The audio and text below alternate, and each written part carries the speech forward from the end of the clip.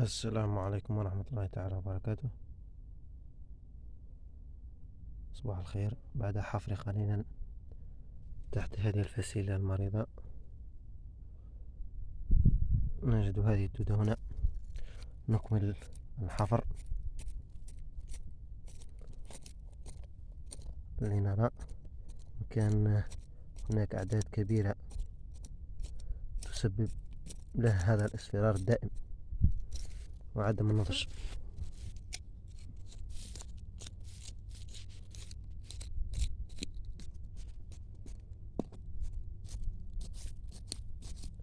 نحفر حوله. نلاحظ هنا ثانية لعبكة تقوم بقص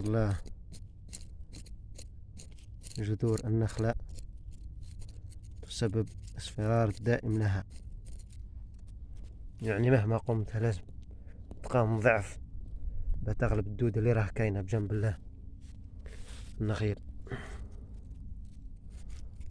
هون هاي الثالثة هنا، يعني تتغلب الفسيلة. الرابعة الفسيلة تتغلب على هذه الديدان عندما تلقى عناية أكثر مما تقوم به الديدان بقطع العرق. نخرج هذا السهم.